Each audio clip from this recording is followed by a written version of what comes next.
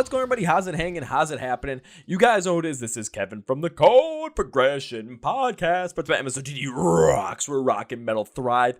Wishing you a happy Thursday. It is December 3rd, and now I am officially older. Yeah, yesterday was my 26th birthday, so I'm an old man, god darn it, but I'm still the crazy Kevin with all the energy that you guys know and love. So for today's episode, we have yet another great guest on the podcast because this is day 2 of our string with MVK Music Group as we are interviewing a good amount of the bands that they have under their umbrella. So please welcome to the show, out of Alabama, the band Stone Riot, where we talk about a lot of crazy things like Limp Bizkit. Yeah. Different types of manipulation. Well, that's what their song Manipulation's about. So, of course, we go into that. And then just, of course, have a bunch of different fun conversations in there for the next hour and a half for you guys. So please welcome Stone Riot. Are you guys ready? Because I know I am. So let's go. Yeah. Well, ladies and gentlemen, boys and girls, listeners of the Chord Progression Podcast, this is episode number 2 in our series with MVK Music Group, where we got connected with them. We're talking with a good number of their bands so that you guys can get in with them now. So please welcome from Alabama, Stone Riot. So guys, welcome to the Chord Progression Podcast. What's going on? Thank you for having us. Thanks for being on it. And I'm like I said before we jumped on, it looks absolutely beautiful out there. You guys got the garage door open, sunshine, looks amazing compared to cold, rain, wind. I wish I was where you guys are right now. Yeah, it feels good. Yeah, most of the time it sucks, but it's pretty all right now. Yeah. So. Is it most time just like real hot, real muggy, real humid? Oh yeah. It's either damn it hot or damn it cold. Right. There's no in between. Yeah. And like the humidity is just, it's a killer, dude. It sucks so bad. It can be a nice 75, but humidity's 100%. And it's just like, well, that's the whatever. worst part is the humidity. Yeah. Oh, God. I kind of get the same thing up here where it's all of a sudden, well, only in summer, though, because all of a sudden time it's like, okay, it's like 75, 80 degrees outside. All of a sudden the humidity is really high, and it's just, it feels like it's 95, 100 degrees outside. But I've been to places like, I've gone out west, gone to like Denver when they've like, oh, yeah, we got a huge heat wave going on. It's like 102 outside. I walked outside and I'm like, this feels like 76, 77 degrees because there's no humidity whatsoever. So it's kind of nice. Nice. I bet that is pretty nice. Yeah, but now as winter is starting to roll in, I'm still looking at that, just like the sunshine through. I'm thinking, oh, man. Yeah, no doubt. Yeah. But as we jump into this, I always like to start out with this so that the people that are listening can really get in the know with you guys a little bit more. So what I want you to do is we're going to do this like full on like grade school, middle school, high school, college welcome week style where I want to go around the room. I want you guys to introduce yourselves with your name, what you guys do in the band, and my favorite thing that I always ask, a fun fact about yourself. But the fun fact has to be the wackiest thing you can think of.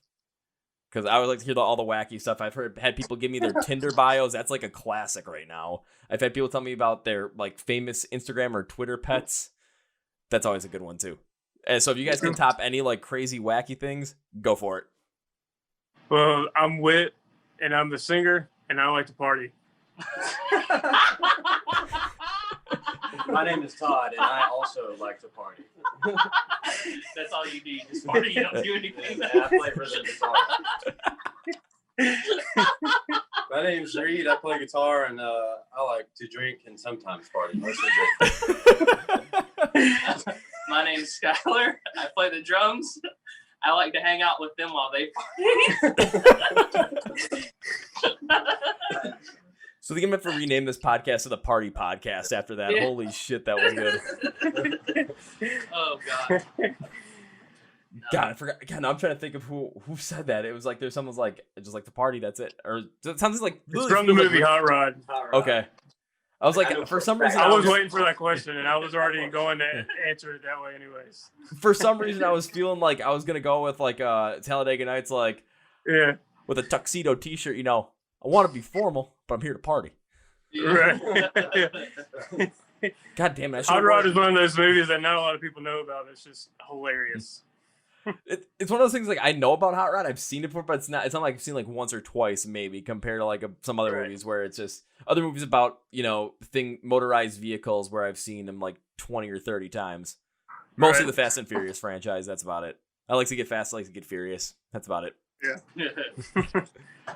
But alrighty, so as we're here with Stone Riot, as you guys know, want to get in the know with some of your music first, because taking a look at what was being said about your music, what I saw on some different bios and different write-ups on your music, one thing I saw with the style of music that you're compared to is that hard rock style, seeing comparisons to bands like Shinedown, bands like Seven Dust, and bands like Tool. So when it came to really forming the sound that Stone Riot has, how did you guys come up with that sound? What were your influences, and how did this all come together?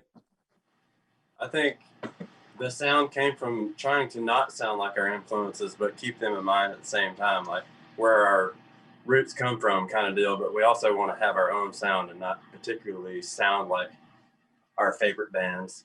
It just kind of happens that way because it's how you're influenced, you know? Yeah, plus we all have like different influences. So I feel like when you mix all those influences together, that it just kind of makes our sound.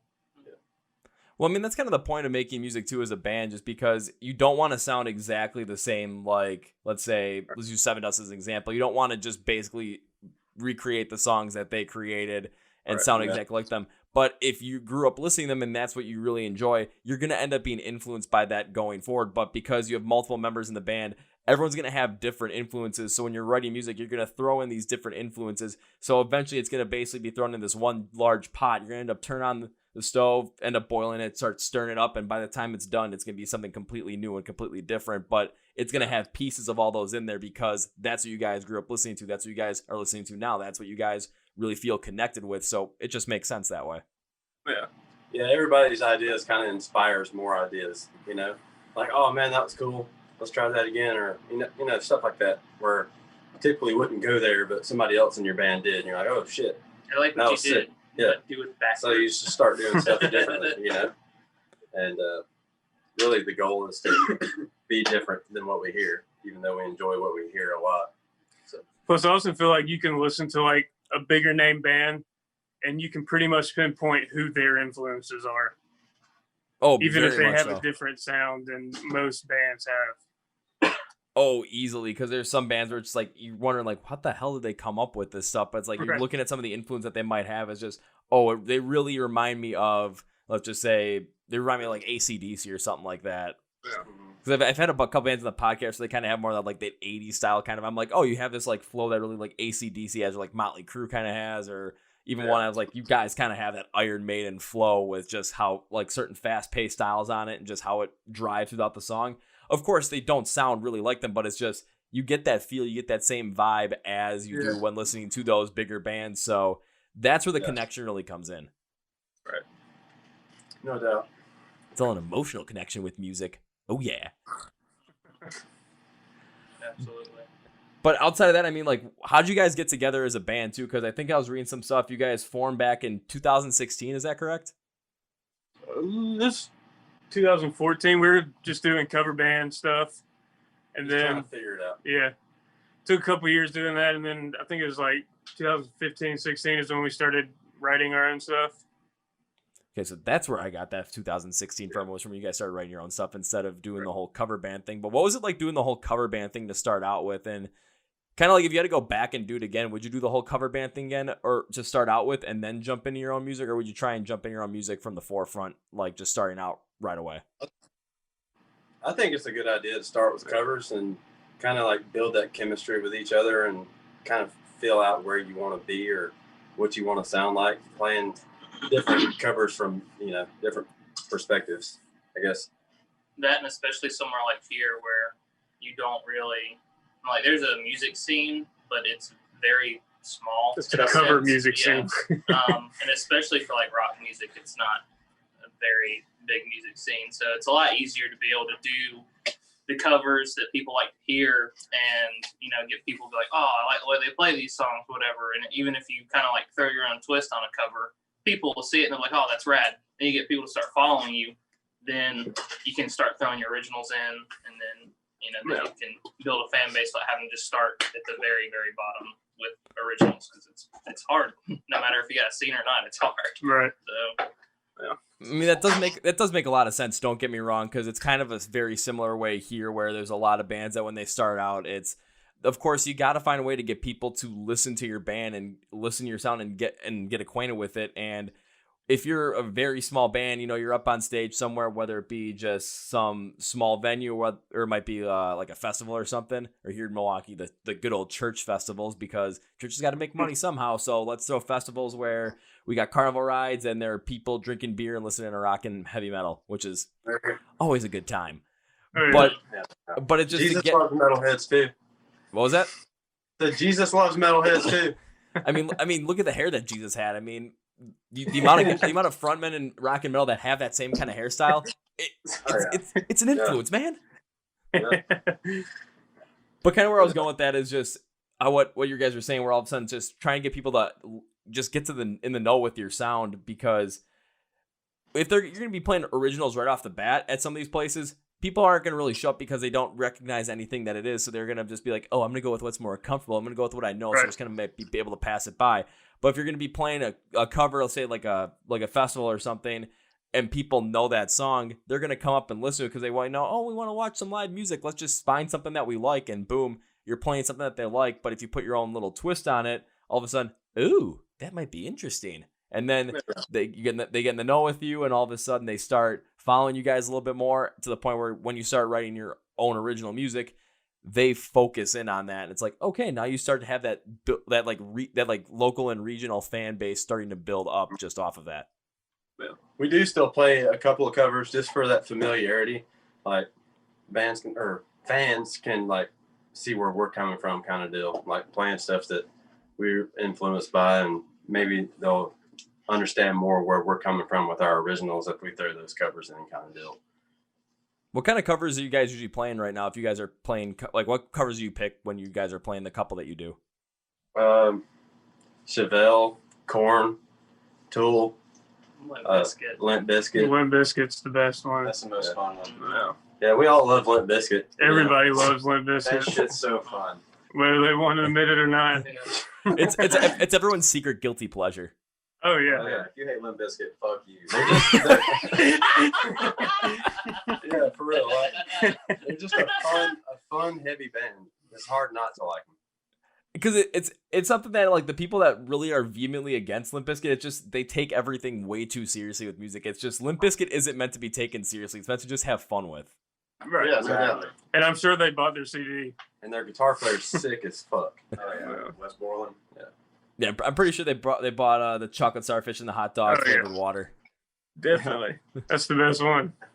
For the sole fact that they just want to keep rolling. Oh yeah. And, But so what Limp Bizkit tracks do you guys cover specifically? Because I'm really curious about this now, and I kind of want to know how this turns out, because with Limp Bizkit, you're going to have that like energetic feel to it. So I feel like it's going to be really hard for you guys to just like be up on stage and not just let loose and just go nuts. Yeah, we do My Generation. That's the one we cover. Oh, really? Yeah. Which other one were we talking Living about? It Up. Oh, yeah, Living It Up. Yeah. And we'll always see like the one person that we expect not to like it is always the one standing up and getting into it more than anybody else. Like, these people hate this concert right now. We're way too loud for them, and you start playing Limp Bizkit, and they just jump out of their seat. Yeah. But that's something that you guys can really have in your arsenal too when it comes to playing live shows, because it's that one thing. It's just like, okay, if the crowd just isn't feeling it at certain points, all of a sudden, okay, we're gonna pull out the Limp Bizkit cover, we're gonna see what happens, and then everyone's just gonna go nuts. Yeah. That's typically what happens. Right. Next year, can you guys do that in a church parking lot, like at a church festival, just to see what happens? Yeah. I mean, I would find it absolutely hilarious. Don't get me wrong. I'd just be sitting there all of a sudden, just, all right, we're gonna play some Limp Bizkit. No. Just have that look on my face. It's like saying no, but also have that look on my face and just like starting to nod my head up, and I'm like, yeah. Yeah. I'm not supposed to like this, but I do. I love it. But then at that moment, you guys gotta like have T-shirts that says Jesus was a Limp Bizkit fan. Jesus wore a red cap. Jesus wore a red cap. I was gonna say, well, wasn't it always a LA Angels hat that he always wore? So I mean, it would really make sense with the Who's whole that? Jesus. Fred Durst. Doesn't he always wear like an Angels hat? It was a red New York hat. Yeah. New Oh, it York. was a red New York. I thought it was an Angels one. Oh well, now I look silly. Oh, well, I always That's look silly okay. on this podcast Hey, anyway. I didn't know. I thought he Love wore Limp red hats. Yeah. So I'm probably at the lowest of the totem You pole. just saw the MLB logo on it. Yeah, I saw the MLB logo. I'm like, okay, I've got a couple of things I can pick from, and I went with what I thought it was, but clearly he Yeah. was using a red New York Yankees hat, which makes no sense, but then again, it's It Fred does. Durst, so who cares? Well, it's because he had his red New Era cap in his song, so he always had to wear a red New Era cap. Makes sense. I mean, you got to stick with that branding, I guess. You're right about it. You gotta live it. Mhm. And like I think they made it there was a weird like commercial last year. I forgot what it was, but there was someone that they were talking about buying a new car for some car company. It might have been Audi.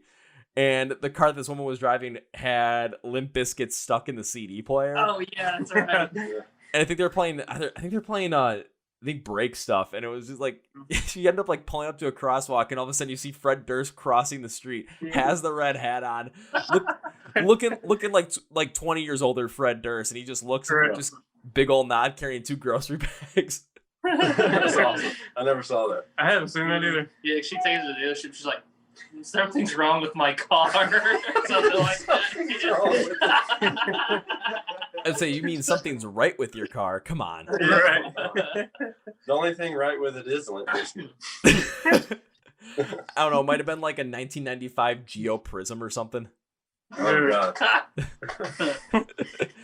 Oh God. I mean, geez, now I'm starting to think like I kind of want to just buy a beat up old car just to put like Limp Bizkit in the CD player, get it stuck, and then try and sell it and see what happens. You probably sell it for more than it's worth. Honestly, because there's probably one. Because there's probably This two has types of Limp people. Bizkit stuck inside. Yeah. There's I'm gonna probably have to two raise the types. price 5,000. Yeah. Like it doesn't get any better. Yeah. Well, because there are two types of people that would buy it. There'd be one person that would buy it that would want to just destroy the car for that fact, but there'd be another person that says they want to destroy the car for that fact, but they really want it because Right. no matter what, when you turn on the radio, you can't listen to anything but Limp Bizkit. Right. And then no, your friends can't judge you. And then you can just name the car the Biscuit. Yeah. So when you go out, it's like, what car are we taking? We're going to take the Biscuit. It's like, why are we taking the biscuit? Well, we're doing it all for the Right. nookie. Duh. It's like the Merc Mobile from Wayne. Oh yeah, that'd be. But what if it made it even better? But get Limp Bizkit on cassette tape and stick it in there and get it stuck. Right. That would be even better. I gotta find a car that still has a cassette deck though. That is the real issue. Yeah, those are hard to find. Probably some Toyotas out there. Some old Camrys that are still rolling around. Oh, Some yeah. Civics. Oh, there probably is. I remember one of my best friend's dad. He had this old Toyota Camry for I think it was like 30 years. Finally got rid of it in 2015. Dang. It was in 1985. I'm like, how the hell did you make your car last 30 years? Must be a good car. Like it didn't even It have can last that long. no CD player, nothing. All it had was a cassette deck, and that was it. Yeah. You took care of shit. He changed the oil in it. That's pretty much all that was done with it. It's like, I just need to change it all on that thing. Then it was good. But then, time ends up catching up to it. Had to be retired. Sent to the scrapyard for like $20, maybe. How old it was. But then again, you might have gotten more for it because, vintage parts. Yeah. Oh yeah. Right. You got the most out of that thing. Oh, easily. If only we could have gotten Limp Bizkit stuck in that tape deck. And if only. Could have got $5,000 more dollars out of it. Oh, easily. I take full responsibility for that one. Could have made that happen, but oh well, what are you going to do? But going forward with Seven Stone Riot, because you guys, again, like we were talking about doing the whole entire cover thing and then started making your own music. When you guys started writing your own music, what was that process like? Was it something where one guy was writing something and then you guys kind of just threw everything, kind of collaborate on it afterwards? Or was it something where you guys wrote it all together and just kind of took influences in different sectors, different styles from other people's backgrounds and influences and styles? Yeah, when we first started, it was we all just kind of split up, wrote our own parts, and then came together and we would just do the best we could to make them all make sense, which is kind of something different than we did with the new song Manipulation. With Manipulation, we all had a say on what each part did, which I think helped the song way more, pretty much. So that's pretty much the route that we figured is the best route to take, is everybody has a say in each part of the song To add to that too, like when we first started writing music together, it was more of like a full band setting where we all got together and just sat down and worked out ideas together and like fed off of each other's like basically the drummer or whatever the guitar player were doing. We try to follow each other and just create that way. Right. And then we went on tour with this band who did everything on the computer, and like they would track stuff like parts and then build off of that. And that's what we've been doing basically since like, I don't know, 15, 16. Is sitting in, like most of our best stuff that we've written has been on a computer, realistically. Sitting down in front of it and like tracking stuff out. I'm like, oh, I don't like that. And you delete it and try again. You know what I mean? Or you have a better idea and you put that idea in. Just we're living in the future kind of deal. So like everything we do is on the computer. Right. You know, not few each other. So like the Manipulation song was done in this garage that you're looking at right now. And our drummer went and recorded at Eric Bates' studio in Tarrant, Alabama, which is very well known. Like a lot of big bands have come there. Like I think Travis Barker's been there and tracked stuff. Trace Adkins. Is that the same place? Is it in a warehouse? That's in Hueytown. Yeah. It's not just still Tarrant. really well known though. Well, I'm talking about the wrong place. There's a place in Tarrant that's very well known. Like a lot of big bands come in, but it's a different studio. But Run by the same guy. yeah, we just kind of like the writing process that we have now is different than it was 5 years ago. Yeah. We do things a little bit differently now, and we all have our own lives. Like 3 of us have kids, and we all work full-time jobs. So a lot of the parts that are written are like Whit was talking about on our own, or we'll come and get together on Sundays like today and throw ideas together and capture what we can and then let it marinate for a while and then build off of that.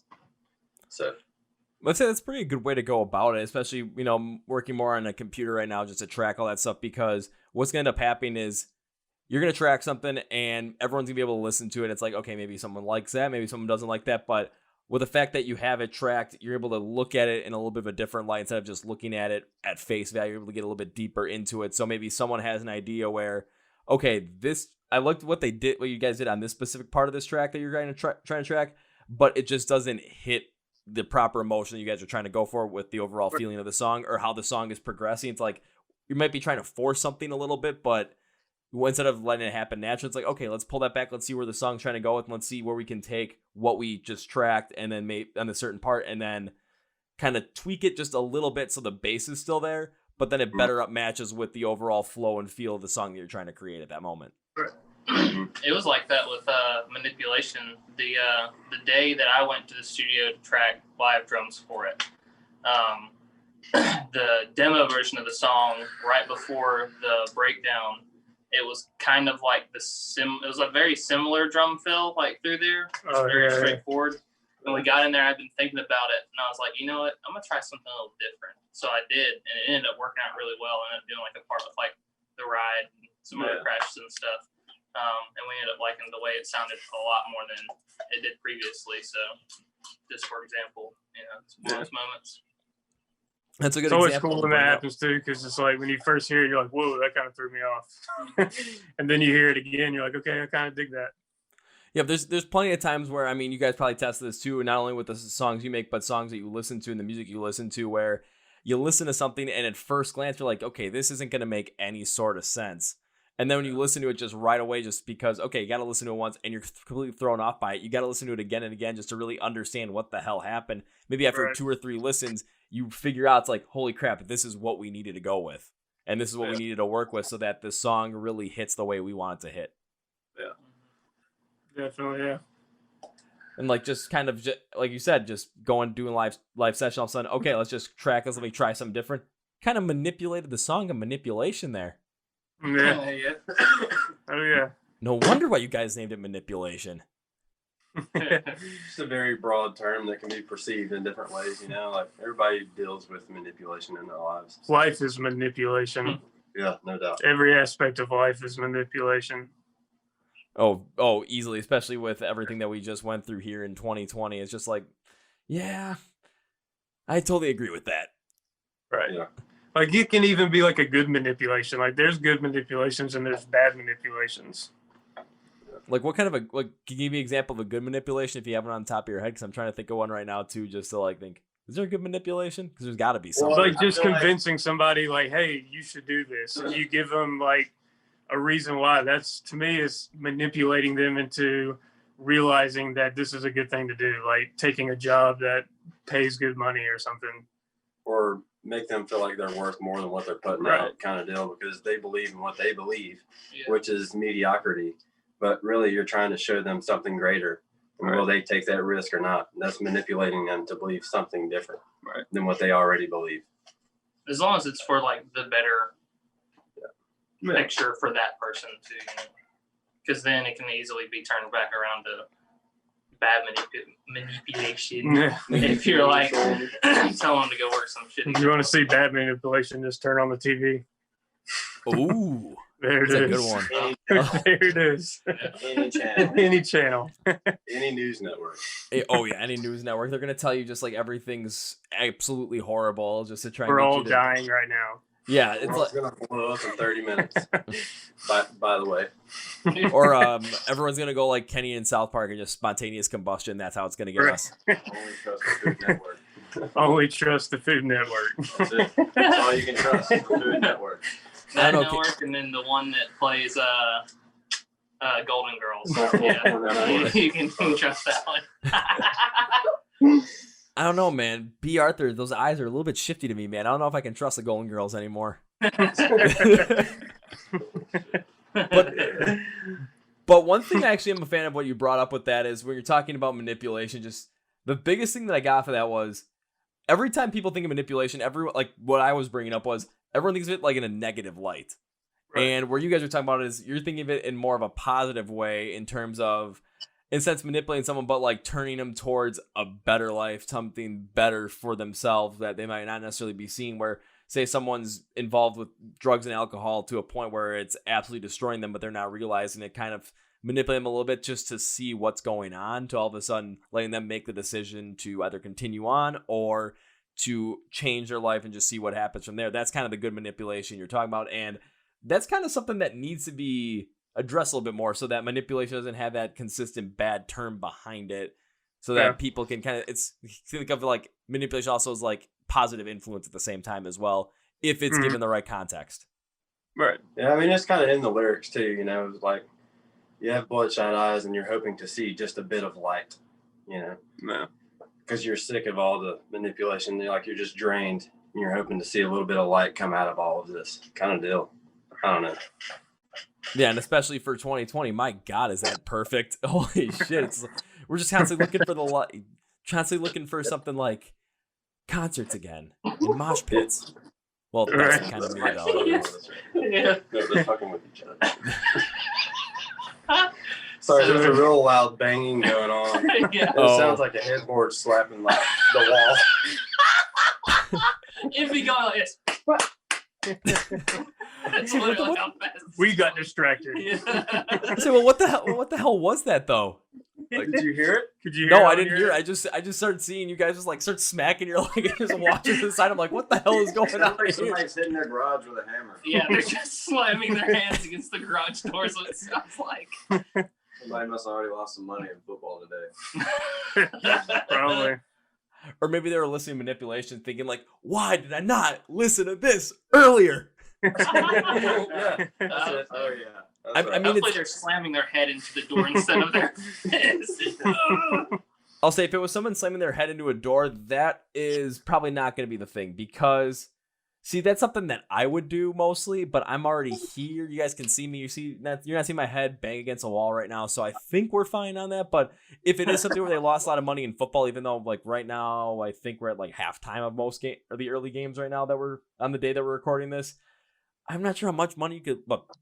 But then again, there are the proxy bets, so who knows? Right. Oh yeah. Or maybe some guy found out that he's so far down in his fantasy football league that he's gonna have to do the last place punishment of getting a bad tattoo. You never know. Oh, yeah. Our last place punishment this year is somebody has to do stand-up comedy at an open mic night. Wait, what? Oh yeah, I'm so excited for that. I kind of wish I was gonna come in last now. Oh my God, that is an incredible fantasy football punishment. I didn't even think about doing that because my buddies in college and I we would always do them, but the year that I lost, like completely outright, they're like, "Oh yeah, you have to do your fantasy punishment." I'm like, "Okay, what is it?" I kept asking what it was. They never came up with it. So by the time the next year's draft was over, I'm like, "I don't have to do anything. You guys lost it." But like I've had some really wacky ones where there was the first year we did it. The kid that lost, he had to dress up as a janitor and go around the apartment building that we were at that year in college. He had to knock on the door and ask people if they wanted cleaning service. When was the last one you did? Last year, our punishment was whoever came in last had to wear a Letterman jacket to the bar. Their old high school Letterman jacket, and have to, like, talk about the good old days. It's all the chicks they got. That shit was so funny. Oh God, I think the worst one that we ever came up with was the kid that lost was he was in Argentina for that semester, and when he came back, it was the first day of class. He was going to class because he was in a business school, so he was dressed up in a suit for his first day. And before he left, all of a sudden, I just looked at him and I said, "It's time." Just, no, what is it? And I started knocking the doors in the apartment. I'm like, "Guys, it's time. Because I told everyone about this." So we made him stand at one end of the hallway. And as he was walking down the hallway, every one of us that was on the floor at the time and was up, we all were standing along the side of the hallway. Everyone had as much body spray, perfume, and cologne that they had, and we just it was like a gauntlet. We just sprayed him as he walked down, and he had to just smell rancid the rest of the day. It's like for the professors that he had, it's like, what a great first impression. I mean, they might not remember what you look like, but my God, they're gonna easily remember what you smell like for the rest of your life. I'm pretty sure he took that suit to get like dry cleaned or something because it was like he couldn't do anything with it. It was bad, but now I'm starting to think like I'm pretty sure that guy found out that he had to do something like that. Maybe he's the guy that has to do stand-up comedy, or maybe something like let's see, the guy pine on his garage. Maybe he has to go up and perform an original song at a bar. Yeah. We're just good influences around here. Who knows? We'll see what happens. But jumping back into Manipulation, because that is, again, your latest song at the moment, which came out, I believe it was on October 9th, was that? Yep. Ooh, look at me. I finally got one right. Woo!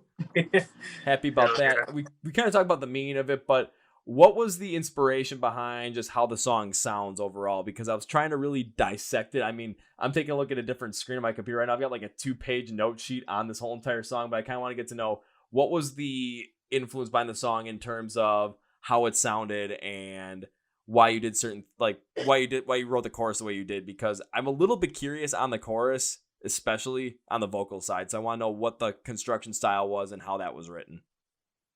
It's kind of like where you're trying to get somebody to see things from your side, like how you feel manipulated. Like that's why it says, let's trade places and turn the tables, and you consume the same manipulation that I am and see how you feel about it. Kind of. You'll have the same views that I have, pretty much. Yeah. Like it's pretty much saying like we're all the same, but we all have different manipulations that make us do what we do.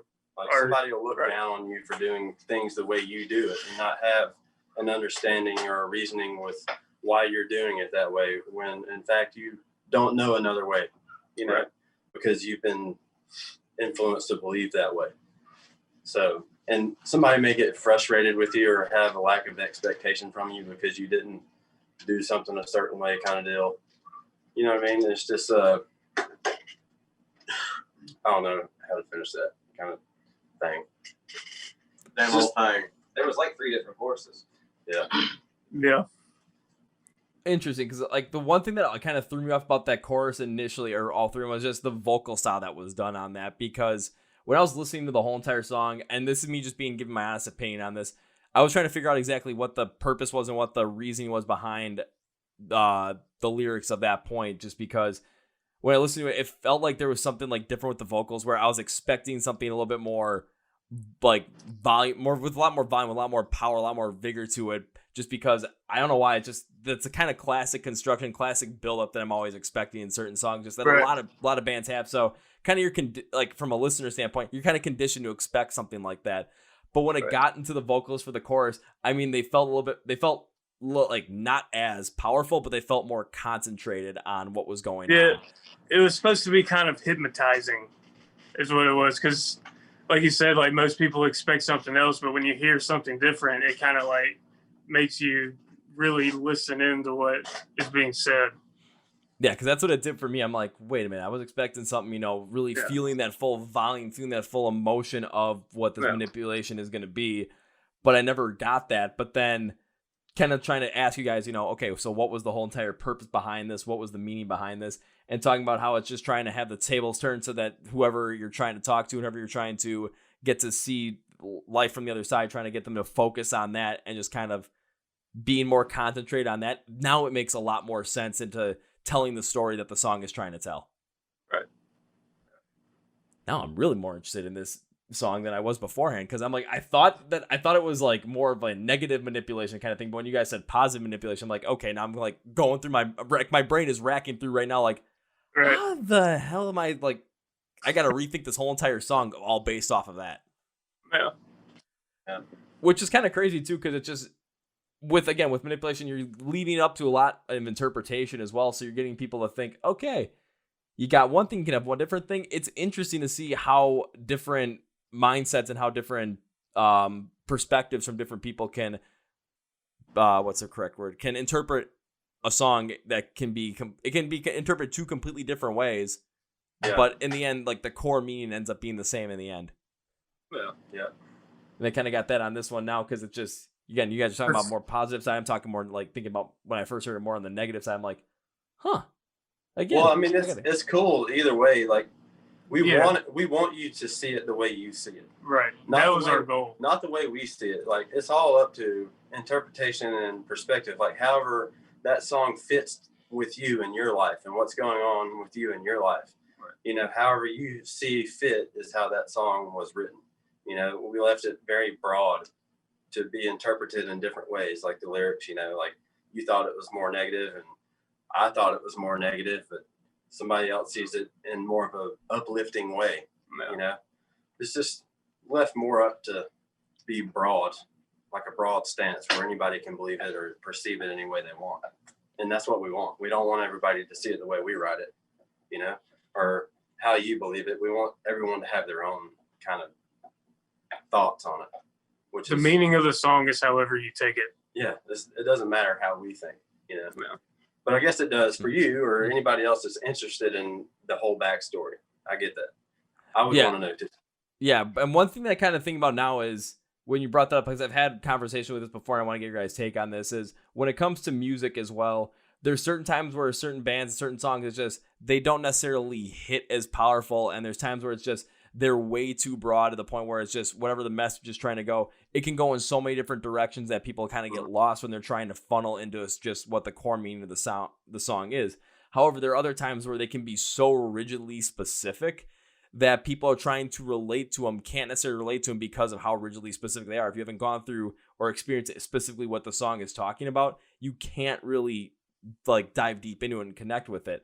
However, there are times where it can be broad with a little bit more of like a, a little bit more of like a direction, a little bit more of a guidance, like manipulation is, or it can be something that's a lot more specific, but is open a little bit more to interpretation. That's where that connection really comes in, where you're going to get people to connect with these songs in completely different ways through their experiences. However, with that little bit of direction, or a lot of bit of direction with a little bit more openness as well, everyone's going to end up relating to it in some kind of way, in some similarity. It's just how we do it and how the experiences are completely different.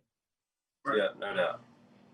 And I think that's where like manipulation again comes kind of on that more of that broad side, but again, it has that loosely like drawn line where it's just a guiding line, so people are kind of going along the same path to get to the end, but it's just how we all relate to it is completely different. Where again, some might be thinking more of a negative manipulation style, some might be thinking more of a positive manipulation style, some might be thinking more something a lot more neutral. You never know, but everyone's going to get to that same end point with it at some point in time.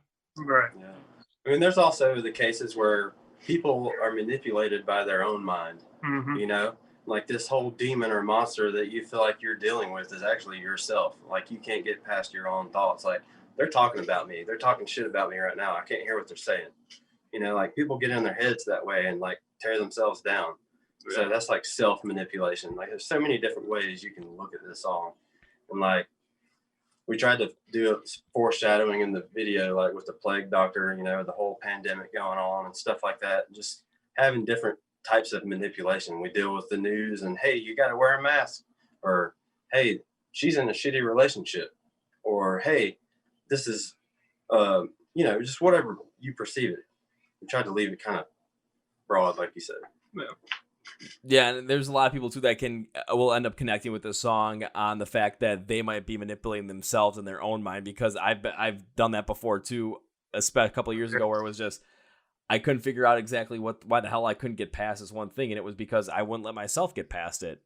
So I couldn't like, I went like a bunch, like many nights where all of a sudden it's like, okay, how many hours of sleep did I get? If I got 3, I was lucky. Right. And then trying to figure out exactly what was wrong, it was like I went to the doctor and it's like, okay, it's nothing wrong with you physically. I'm like, okay, so now I know it's all myself that's doing it to myself. It's all mental. Okay, how do we fix this? Here's antidepressants. No. Right. No. I'll say that's self-manipulation that tends to turn into some kind of bad manipulation in the end, where it's like, okay, we can fix this. Here, take these pills. It's like, that doesn't get to the root of the problem. Pills. Right. Yeah. Oh yeah. They're like money.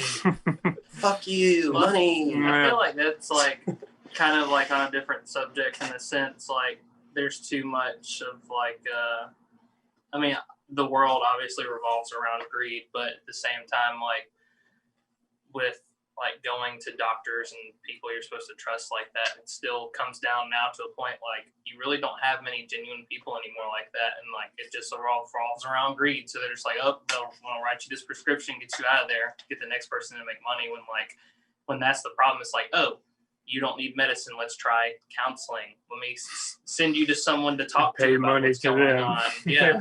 Well, I mean, but it's like you try to find, like, I feel like there's not really any doctors anymore that try to legitimately find help for people that are dealing with like mental issues going on, you know, because there are people that can't help what's going on. And like medicine works for some people and sometimes it doesn't work for other people. And like, you can't just you can't write one prescription for everybody. It's not the same for everyone, right. You know? And I feel like it's gotten to a point where it's not personal for people anymore. And like, you've got people like you will go in and be like, oh, well, here you go. Here's just some pills. Take these. You'll be fine. And it's like, that's not what's going to solve the problem. So, you know, maybe I need to go jump out of a plane and skydive. How do you know that's not therapy? I don't need pills. Yeah. You know, but I need some adrenaline or something. That might change my life a little bit. You know, go ride a dirt bike or do something wild. That might help you out. I could personally attest to the fact that skydiving is rather therapeutic. So I got you on that one. Yeah, I mean, they say people that like have thoughts of suicide, like go jump out of a plane.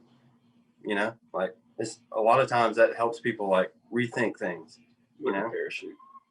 I mean, you're jumping out. Yeah, jump out of a plane with a parachute. Like, let's go skydiving. Yeah. Well, just don't hop out the plane. you know what I mean. Yeah, well, yeah, I know you're getting at. It's like if you're good, if like go jump out of a plane, but do it skydiving style, where maybe especially if it's your first time, you're doing a tandem jump with an experienced professional, so right. that you have that safety net where it's like you're not like gonna accidentally pull the cord too early or too late, or you're gonna end up like drifting into oncoming traffic when you're trying to land, because the first time I did, I'm like, there's no way in hell I'd be able to try and figure it out on my own. Like, I got this. Nope. Into a tree. And then that's it. But it's just that. Pulling that thing right as I jumped. Nope. Oh, no. Knowing me, if it was up to me, I would have pulled that thing way too late. Because I was just like, I remember falling, like, just like the free fall. I was enjoying it so much. Just like looking at the ground, like, this is awesome. All of a sudden, the guy pulled the cord, and I said, "Not yet!" It just flew up, and then, oh god, it was an incredible adrenaline rush to the point where I had got like not much sleep the night before because I was at a wedding, and also it's like, okay, I had a little bit too much to drink that night. Oh god, this is gonna be interesting. Totally woke me up right away though. Yeah. Oh yeah. I could imagine. That's right. Nothing wakes you up more than going 120 miles an hour, just looking straight at the ground. Yeah, let's do it. I have not done it, but I've wanted to go skydiving. I don't know if I have enough balls to skydive. We'll just push you out. The guy that helps me is going to have to be a lot taller than me, just so my feet can be off the ground. And I can't pick you up and jump out. That way I can't try to stay in. Yeah. You just pick my feet off the ground. That'd be me and you. Dude, they should put us in like baby harnesses in the front so our arms and our legs are out and they just jump out with us. That's kind of what they do. I actually like. That's kind of the harness they have. It is like a baby Bjorn harness. Really? Yeah, which is really weird because like when I did it, was the guy that was like that I was seeing him jumping with. He was 5'6" and I'm 6'1". It was just like He was like pushing you out. no, it wasn't even that. It was like we got up in the plane. I was not scared at all when we were going up, and then it's like we were the last ones to jump out, and I was sitting on the edge of the plane, and he was trying to set up, and then all of a sudden like I had to grab the sides because he wasn't set up yet to jump, and he almost pushed me all the way out. Oh. And he's like, "Why are you holding on to the side?" I'm like, "You literally like." I'm like, "Do you see how much room I have like sitting on this?" Like it was like maybe this much. That was. I'm like, "You pushed me that much more. I'm already out." Right. Ooh, That sucks. that stressed me out just thinking about it. Yeah, but it's I'm not a big Heights fan. Oh, I don't like heights, but I'll do it. I was gonna say then to go with more like the whole entire baby thing too. It's just like when we were landing, it's like, all right, pick your legs up. With how tight that harness was, and like when they pull the cord, just how hard it yanked up, it cut off a good amount of circulation in my legs, so I couldn't really lift them. I'm like, I'm trying, dude.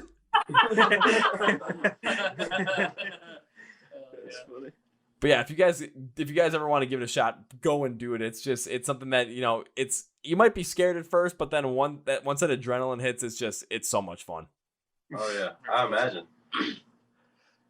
And just remember, I grew up riding dirt bikes, so I'm kind of like an adrenaline junkie anyway. So I can totally imagine how much fun it would be, even though I'm scared of heights.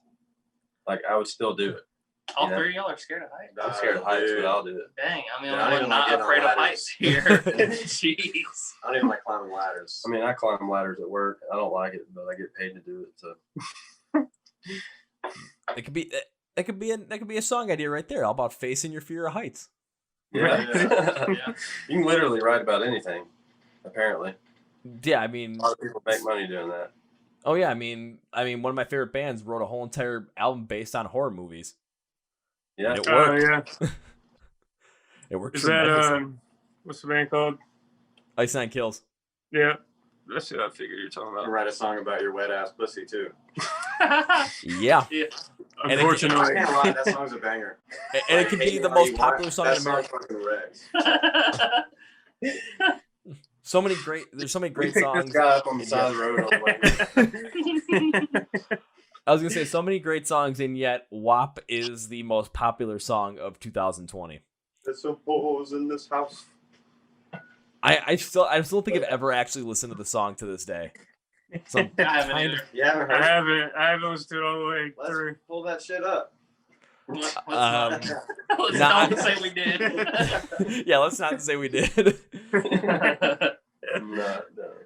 I've got a feeling that once we get off this call, all of a sudden he's just gonna be like, "Alrighty, guys, we're gonna play it." Whatever speakers you have in there, you're just gonna blast it and just see what happens. Nobody knows this, but we're actually working on the cover of it now. And we're replacing pussy with pooter. So every time it's supposed to be wet ass pussy, and we do it for this wet ass pooter. That's definitely how it goes. I think you guys might be able to revive those Pop Goes Punk covers with just that. Yeah. Yeah. I mean, I'd give it a shot. Why not? Yeah. It'd be really interesting to see if like someone do like a hard rock or just like a heavy metal or even like metalcore version of that song, just to see what would happen. I'm sure it's out there somewhere. Or it's But- coming soon. Yeah. I was gonna say because remember when I Prevail broke out was because they covered Taylor Swift's Blank Space. Yeah. Oh, God, there were too many kids at my high school that just loved that song. It's just like, all right, you guys. That's how whatever. people discover Taylor Swift. It wasn't Kanye. Kanye didn't make it. It was because of I Prevail. Oh god, I'm gonna have to use that at some point now for something else. Just like, yeah, how do people find about Taylor Swift? It was through I Prevail, man. Yeah. Yeah. It's Was it like Taylor Swift on Alien Ant Farm did Michael Jackson. Yeah. Oh yeah, that's right. Yeah. Wasn't Thriller Post Malone finally gave Ozzy a platform Yeah. to become known. Oh yeah. You're supposed to do that for such an old fart like Ozzy. Ozzy still kills it, man. Oh yeah, Ozzy's one of my favorites. Like everything he touches Black is gold. except for that bat, then it just turns to dead. What's really awesome is watching the Ozzy and Jack World Detour. Oh yeah, that's Dude, awesome. I love watching it just because I love watching Ozzy just literally exist. Yeah, I do too. Just Like watching anything him is Ozzy's on, I watch it. great, dude. Dude, that Like- place they stopped at in Mississippi, and that old blues guitar player or whatever brought him a cup of coffee, and he just chugged it, and he was like, "Did that not burn your mouth?" He goes, "I want my caffeine right now." Dude, that's what I was. Yeah, they have him and Jack. They have like a ghost hunting show that they do now, or they'll sit there and they'll watch videos of It's, like ghost things happening or alien invasions and stuff. It's the Osbournes want to believe. Yeah, and like Ozzy will give his opinions on like how everything is, and it's just like the most fun thing to watch. It's pretty great. Because everything Sharon says, he just gets pissed about it. Yeah, I was like, why would you even say that? I was watching one of the other episodes of the World Detour thing, and like Jack was talking to whoever in like the store, and then Ozzy just like went walking off through the store, and I'm like, could you imagine being some middle of nowhere like convenience store, and Ozzy just walks by, and goes, shit my pants. I would hug him. Like, oh my god. I'm giving you a hug whether you want one or not. Sorry, but this doesn't happen every day. Just make sure you bring him some coffee so he can get his caffeine right now. Yeah. That's right. Yeah. I'm sure when you have to give up cocaine, you want coffee all day, every day. Oh yeah. Or you'll just end up snorting a line of ants walking on the sidewalk, Right. Yeah. And Yeah. pissing on him. and then drinking that, Yep. and then drinking Nikki Sixx's piss. Yeah. For everyone who wants to watch that, just watch the reenactment in the movie The Dirt. Right. No, Ozzy Wild kinda, movie. I'll say Ozzy's character kind of stole the show a little bit, like right at that part, because everyone's like, "What the hell's going on?" All of a sudden, whoever played Ozzy in that little segment did a fantastic job with They everything. did. Like, they Oh, yeah. killed it. Looked like him, acted like him. I literally like, thought I was watching Ozzy for a yeah, second. It's What, like, I was what like, I thought oh, that's was cool really about him. it. What I thought was cool about it is how genuine he was about when he was like being a dad to him. Like, don't let all this like consume you because it'll turn you into a monster, like it did him, kind of deal. You know, like there was like a dad moment there, and then he just did some crazy shit right after it. It was pretty cool. Yeah. He's like, "No, hold my beer and watch this." Yeah, I kind of got that too. I'm like, oh, he's actually being rather helpful in this moment, but I don't think these guys are going to listen because they just saw him snort a line of ants. Right. It's like, come here, have a talk with your Uncle Ozzy, and they're just like, yes.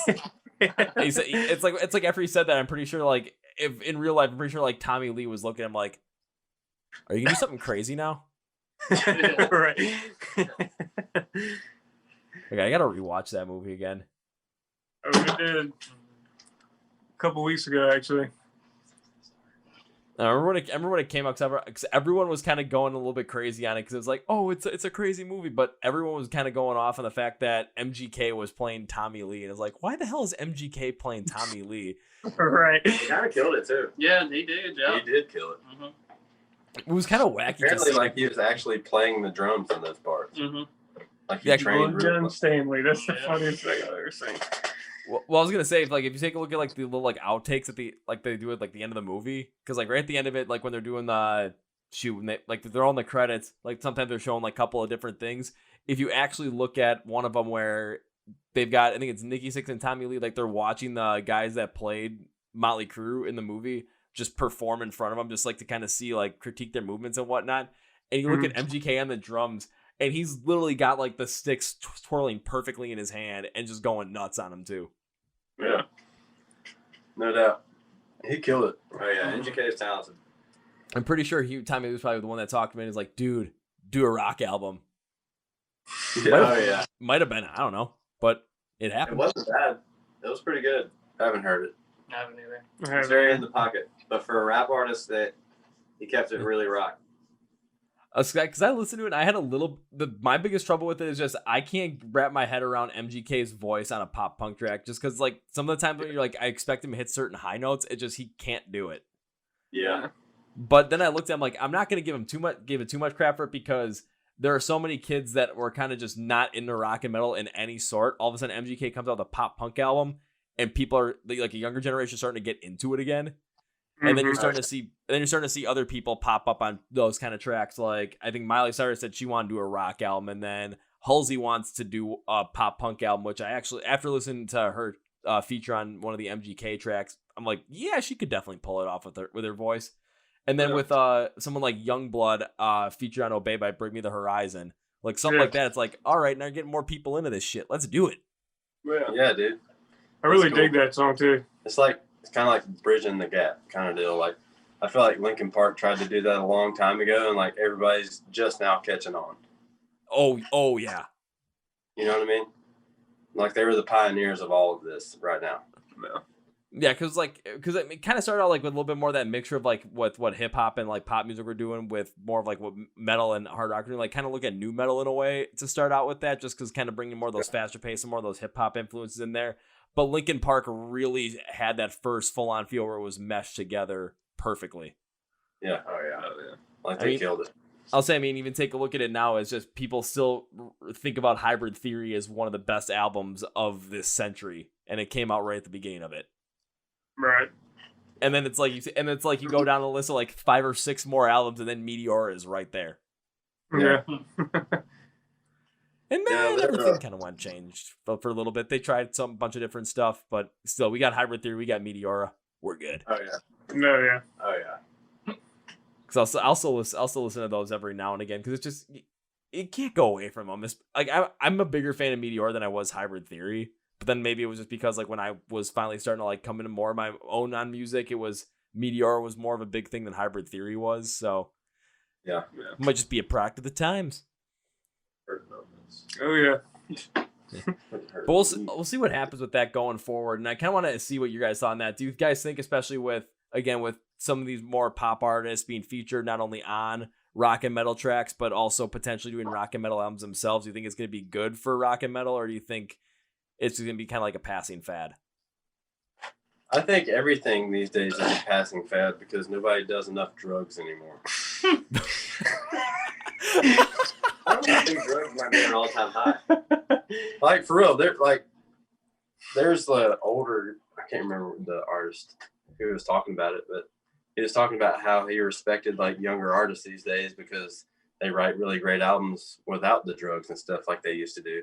And then he was talking about how they don't stick around like the older bands used to do because they were way out there because they were taking hallucinogens and psychedelics and stuff like that. Smoking. Like the Eagles. Like their brains are on a different level than they are now. But musicians today are way more technical, I guess you could say, like the metal, the gent brand and stuff like that. Yeah. Like there's a lot of crazy good musicians out there, you know, and like the general public that are on the mainstream level, they can't wrap their heads around it. So it's not cool. It's not popular because they don't know how to bob their head to it, you know? Yeah, they're not really bobbing their head to it. Most time it's like they don't want to just like headbang to it as well. Just because I'm kind of thinking about it too. It's just like there's certain songs that I even pick up now, and it's just take a listen to some of like the pop tracks that are out there because everything is so heavily electronically influenced. So there's not. It seems like kind of in a certain way, like there's a good amount of creativity that ends up being lost. And then take a listen to something like "The Sin in the Sentence" by Trivium with just how the drumming is written and performed on that track. I can't even wrap my head around it. Yeah. It's like, how the hell do you do so many double kicks in that span of time and just not get tired? I don't get it. Yeah. And then like when you brought up the gent style as well, it's just you take a look at like the majority of people that are really big into like that gent subgenre. I mean, there's some of the like educationally, there's some of the smartest people out there, the engineers, the scientists. It's like, how the hell does that work? I mean, I still don't understand it, but I'm not going to complain about it because I know a couple people that I end up talking to, they're really big into it, and I'm just not the biggest into it, but it's like, I understand where you're coming from with it because some of the stuff is done on it is really wacky and really cool at the same time. Right. But it's like, but it does, I think it might also go to the fact where it's just, it does have a little bit more of like a technical power to it and has a little bit more of a, what's the correct word? Like a little bit more of a weird creativity to it, to where some people just don't want to necessarily get into that because it might be a little bit too complex. Yeah. Have you heard of the band The Violent? I have.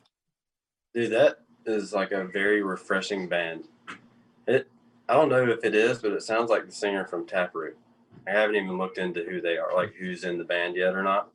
But I love that song "Fly on the Wall," like the way that chorus vibes. It's got a corn vibe to it. Yeah, like it's very refreshing for 2020 to hear something like that come out. You know what I mean? And there's not one distorted guitar in it. It's just very groovy and like clean, you know. Just And kind of the vocal melodies, sick. Yeah, I have to listen to that again because I haven't listened to that song in a long time. Yeah, I dig it, man. It's a very refreshing song to hear come out this year. I'll say in a long time, I mean like 1 or 2 months. What's that? I'll say, and as I say a long time, it's like 1 or 2 months, just because like in the past like 2 months before we shot, it's like all the new music that was coming out, I'm just like trying to consume as much of it as possible and understand as much of it as possible, and then not get completely lost in it. Yeah. Because it was like, oh, now I've got to listen to like, oh, here's new Fit for a King, here's new 10 Years. Oh, Corey Taylor came out with his solo album. Oh, a bunch of bands are dropping their debut albums in October. Oh shit, now Bring Me the Horizon just comes out with something absolutely insane. Like, how do I keep my head wrapped around all this shit? That's what quarantine will do. Quarantine. You ain't got nothing to do but write. Oh, we'll see what happens next year, because, you know, after bands have kind of like, you know, well, once 2020 starts, because who knows how much new music we have to deal with that hasn't been released yet, that's going to end up being compiled. And once we have the ability to have concerts come back, holy shit, a lot of these bands are going to want to get out there so they can release their album and then also promote at the same time as well. You're going to have like, you could potentially have like these massive tours where all of a sudden you've got the bands you got 3 big bands that are coming out with albums all at the same time, and then they're just going to go on tour together. And it's just already, you're going to just like bands that would normally do tours at like, you know, just like larger music venues like concert halls, that kind of stuff, could be doing arenas just based off of that. Right. I feel like once it all comes back, it's going to come back really strong. Yeah, there's going to be a hunger for it. Like, people have been missing it. Like they would miss a double cheeseburger from McDonald's that they couldn't eat for a year, you know?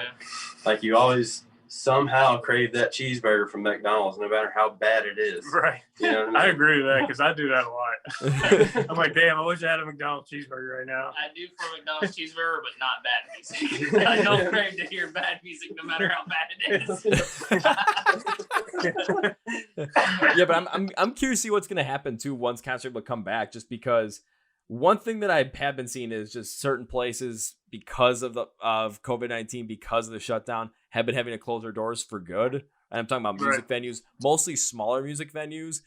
And all of a sudden, once concerts come back, just because bands have been able to tour for, at this point, like 9 months, and then it could go on to a full year or even more than that, how many bands are going to try and get out there? How these concert halls that are going to end up surviving, or these places that are going to end up surviving, they could be absolutely packed and make a good amount of money back in the next like 6 months after that happens, because they could have shows every single night, and they could have shows of some bigger names coming through too, because they're just going to try and get out there and play somehow. Mm-hmm. Yep, you're right.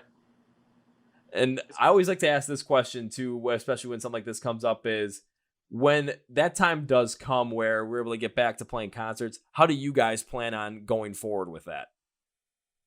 Playing as much as we can. Yeah. I mean, you got to keep living life, man, and doing what makes you happy, and we're going to do that. So that's the goal.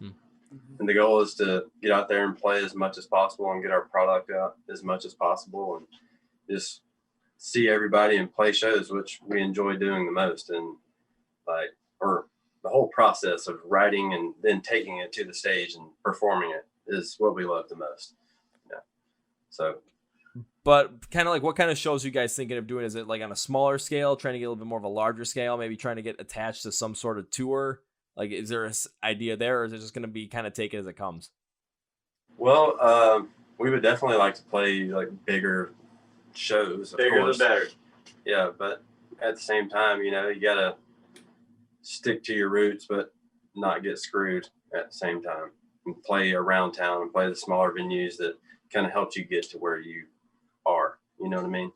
And keep playing at those smaller venues that have the intimate setting. Like, take Alter Bridge, for instance. They're huge in Europe, and they come back home and play clubs like Iron City, and they'll go pack out Wembley Arena or Stadium, you know, like the biggest venue on the planet. and they come back to Birmingham and play like a 2,000 capacity venue.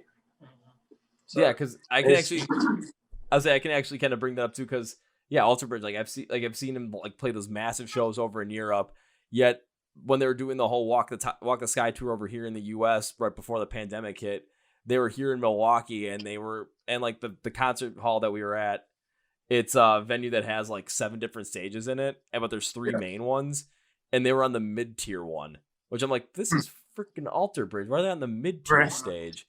And like I've seen bands up in the ballroom that are just like, I don't think are nearly as big as Alter Bridge, but they were up there, which kind of threw me off a little bit. I was like, huh, wonder why. Yeah. And then I've seen some bigger bands up in the ballroom that I thought that's their biggest venue. I'm like, I'm not necessarily sure that they could be there. I'm pretty sure there could be like some other bands that were on that night that could be up there. There was one that I remember where there was some pop artist that was in the ballroom, which is the biggest one. Then they had this club level. They had some alt rock artists, and then in the basement, it was. They were kind of. I actually asked the venues. They were mad they put this band in the basement because they had the highest demand for tickets being sold, and they couldn't move them anywhere because it's like they already had the other 2 booked, and it was a tour with Awake at Last, Light the Torch, Fit for a King, and Ice Nine Kills, and it was day. It was 2 days after Halloween that the show was. So it's like, come on, you gotta move these guys to a much bigger venue because. It was like these other 2 shows they hadn't sold out yet, and this Ice Nine Kills one sold out in like 20 minutes. Yeah. Light the Torch slams too. They do. So good. That's the whole reason I went to that show. It's like at first I just wanted to see Howard Jones perform once. I'm like, I just got to see this. Yeah, no doubt, he's killer. And then they got treated to Fit for a King and Ice Nine Kills. I'm just like, yay! Oh, I'm hoping to like, cause even like that venue here, that what they're trying to do to make money right now is just during the pandemic is they did the whole entire like haunted house thing because the venue is apparently haunted, where it used to be this old like athletic club, social club kind of thing. They have an old pool in the back that's some kid drowned in back in I think it was the 70s or the 80s. And apparently the kid still haunts. There's a janitor that still haunts it, so they like let people in there. The haunting. Yeah. They let people nice about the haunting. The kid, I mean, the weird stuff. He said nice Oh, about kid the drowned? Nice.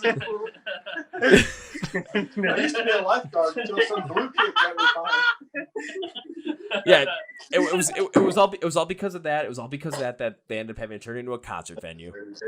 Yeah. I'm not gonna complain though. I always go to that place. It's freaking awesome. Some blue kid. Yeah. So if you guys ever get a chance to come to Milwaukee and play at the Rave, I suggest you do it. What's it called? The Rave. The Rave. The Rave. Cool. Yeah. It's haunted. Yeah, and if you play there, they'll most likely they'll let you end up signing, like, because if you look, like, they don't have the pool like open and available. It's not filled or anything because they're like, it takes too much to just operate it cost wise. Mm-hmm. So it's still like the pool is still there though, but a lot of the artists will end up going and signing the walls or like on the pool, in the pool, around everything. There's a big giant one that says Mac Miller is dead, and he signed that like 2 months before he died. Dang. Damn. That's wild. We need to go there and play in the pool. We'll set up and play in the pool. Yeah. With all the ghosts. Plexiglass stage, so it looks like we're in water. Yeah. Everything's clear. Mm-hmm. And then we'll just have the ghost kid running around. Oh, and then there might be a chair that randomly just like moves into the pool at some time as well. Apparently, that's the janitor that died there. He just likes to move his chair into the pool. Huh. Wow. He likes to watch. That's pretty awesome. Yeah, so if you guys somehow are able to play in the pool at the Rave, which would be absolutely incredible due to the fact that I don't think anyone ever has. I mean, that would be like, you could like literally make just a whole entire line of merch that just says, "We played in the pool." Yeah. Right. We got waist deep in the pool. Just have them fill up the water a little bit, so it's like you're literally just actually have some water. Teabag the pool. On top of it. Mic'd up underneath. Oh boy, but when concerts do come back though, it's just it seems like what you guys said was you guys want to make sure you play as much as possible so that kind of just mitigate what happened this year, just really get yourselves back out there again. But not only that, but especially with people craving concerts right now and craving that feel of community, that feel of like that intimacy that you can have at shows as well with the band, with the artist as well. That's that connection. A lot of people are missing that. A lot of people are missing that whole entire family positive vibe. Just the fact that you guys are going to be able to get out there and play, whether it's a larger venue, smaller venue, with a band that's going to take you out or just kind of doing your own thing, whatever it might be. Just to get that, though, you're going to end up having, in my opinion, a lot of demand for those kind of shows because people are just missing that. Oh, definitely. It's kind of like just take advantage of it as much as you can. Yep. Yeah, man, we're looking forward to getting back out there and playing more shows. For sure. We miss it. But it doesn't seem like we're going to get that for another couple of months, maybe half a year. Yeah. Unfortunately. Unfortunately. Unfortunately. But until that time, what's the plans for Stone Riot up until then? Just writing. We plan on releasing another song, hopefully at the beginning of next year, maybe towards the middle. So, It's a big gap. see how that goes. At some point. At some point next year, around the time of like January or December. Yeah. We'll release it at some point between January and December. We don't know when, but it's just going to come out at some point during that. We don't want to specify a certain date because we're like, hey man, I thought you were coming out with a song on this day. Right. You Today. can't really do that. It's coming out today. God, I hate you now.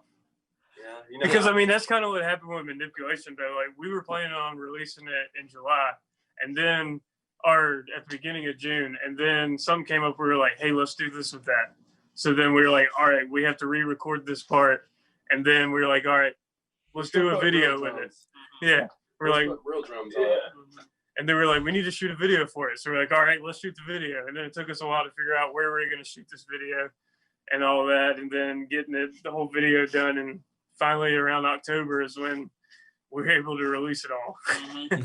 So we don't like to really specify when we're coming out with things. Because we like to come up with the rules as we go.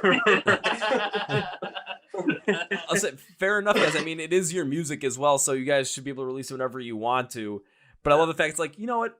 If you're going to give people a date range, just what you got to say. Be like, you know what? We're planning on coming out with something between January 1st, 2021 and December 31st, 2021. But it could come out after that. You never know. Be on the lookout. Yeah. It's coming soon, though. Yeah. Don't you worry. It'll be there. I feel like I got to have like something in this podcast, like at the bottom of the video, like when people are watching, like, when's their next stuff coming out? It's just going to, I might literally put in there January 31st, 2021 through December 31st, 2021, or sometime after that. Yeah. Definitely do that. Yeah. just basically as a translation, something's going to come out. Something new's going to come up from, we just don't know when. Yeah, but it will be between those months. Because we also have to decide what song we're going to go with, and we have like 5 or 6 that we're working on right now. So I think the biggest thing, though, is like we're probably just going to release singles and videos each time we do it. Just to, you know, there's no sense in spending a whole bunch of money on a 10-song record unless you're on a label.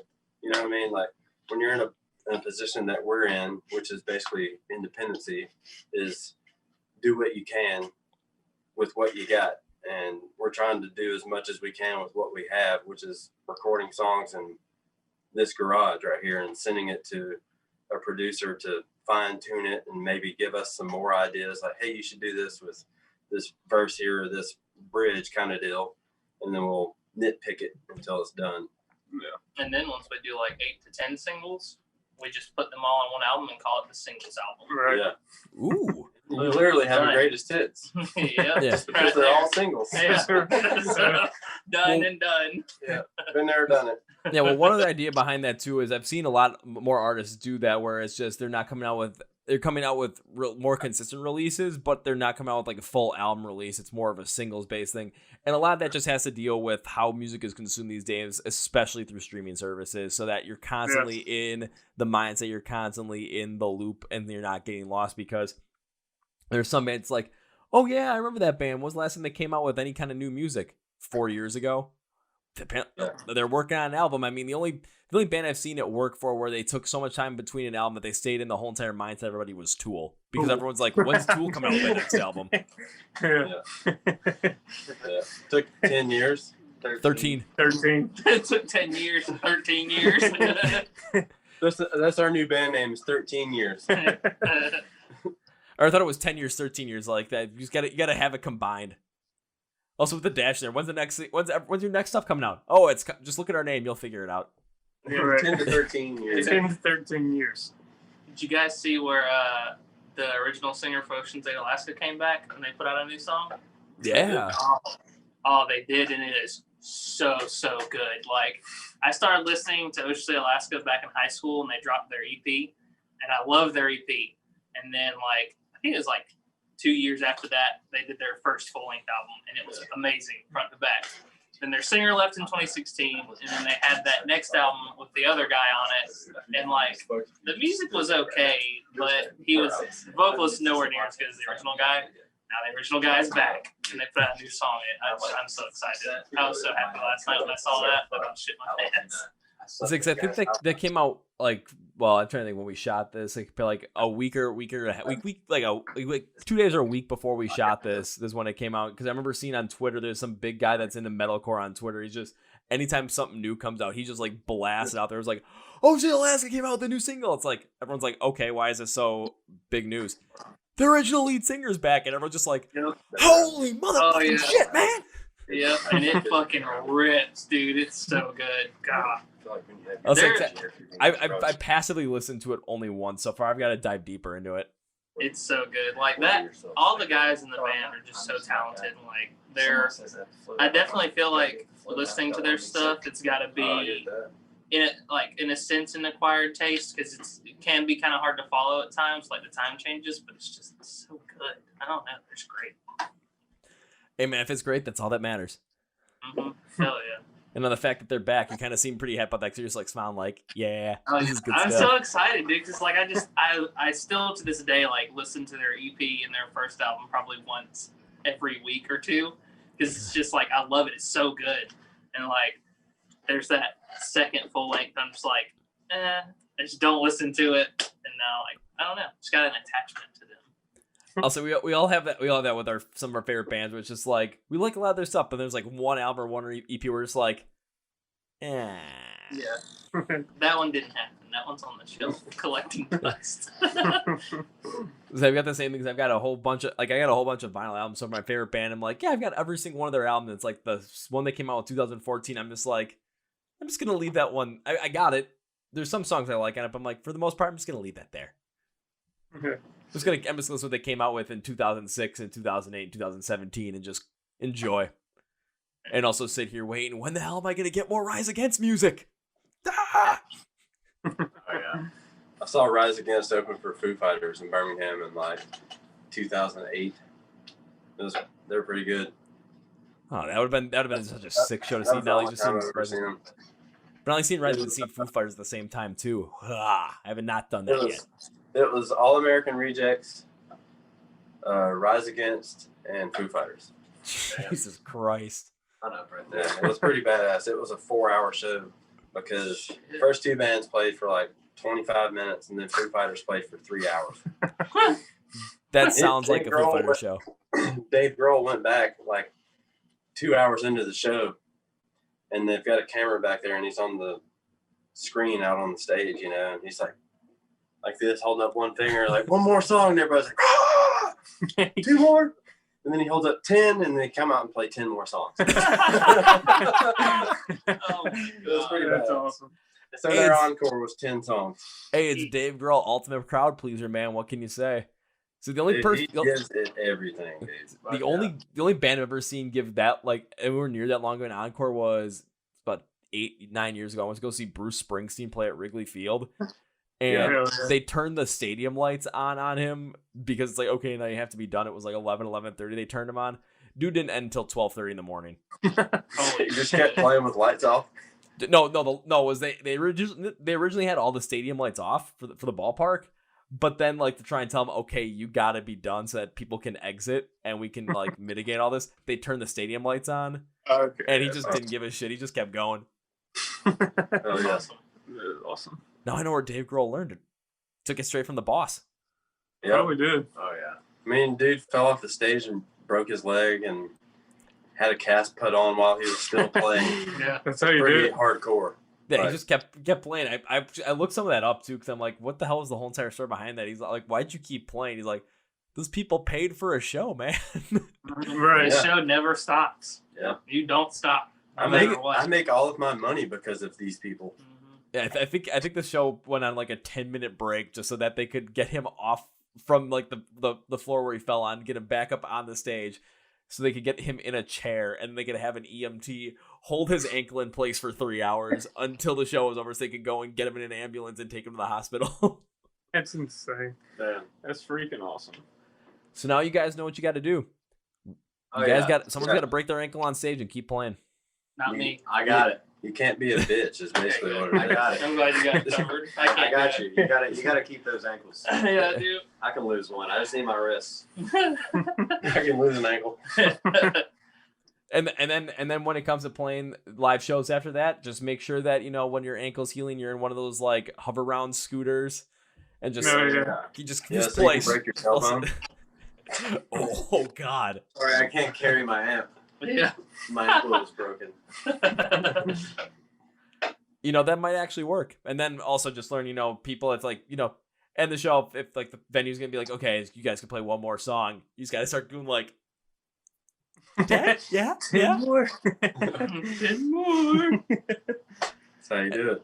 That's how it's done. And take a look at the time, we're about like an hour and 20 minutes, and I think we got through a good amount today, and also laughed a shit ton too, which I'm always happy about. Yeah. Oh, yeah.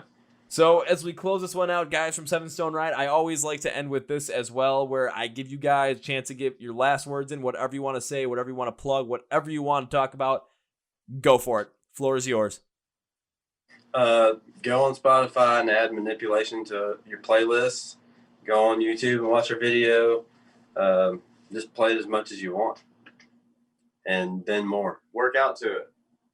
Yeah, That's a good one. get mad and slam your head against the wall. Yeah, get and mad stuff. and slam weights around to it. Oh, yeah. If there's anyone listening to this that has any kind of dream, whether you just came up with this dream last night or you've been chasing it for years, don't ever stop That's right. going for it. If you want to do it, Yeah. keep doing it Fucking because go for it. it'll Just come like around. Nike.